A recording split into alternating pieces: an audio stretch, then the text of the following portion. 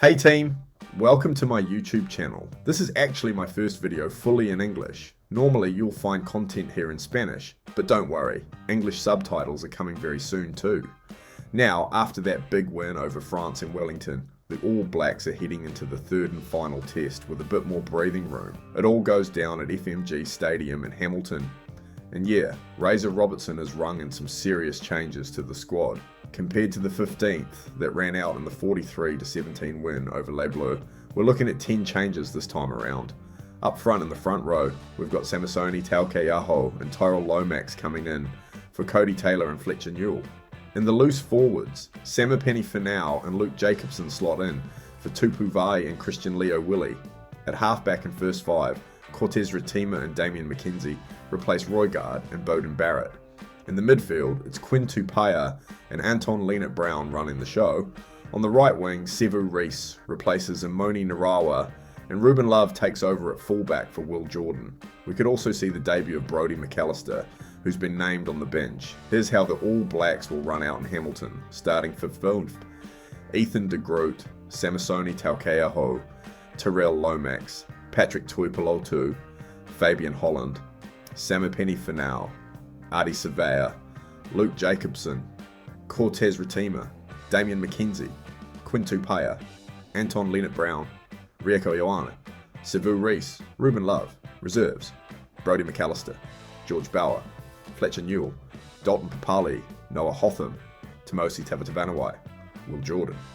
As for France, Fabien Galtier's men will line up with Baptiste Erdozio, Pierre Bourgarit, Rabah Slimani, Hugo Ordu, Mathis Halagahu, Alexandre Fischer, Joshua Brennan, Nolan Le Garec, Antoine Hastoire, Gabin Villiers, Gaël Ficou, Nicolas Deporter, Théo Atizogbe, Léo Barré. Bench, Gaëtan Barleux, Paul Malaise, Demba Bamba, Romain Taofi-Fenoa, Kylian Tixeron, Pierre Beauchaton, Thibault Daubagna, Emilien Gaëton. My prediction? All Blacks by 21. I don't think the French will have enough in the tank. Damian McKenzie's going to be the standout, and I'm backing Sevu Reece to bag 2 or more tries for the men in black. Now let's talk about the big one. Wallabies versus British and Irish Lions. Everything's locked in for this massive test.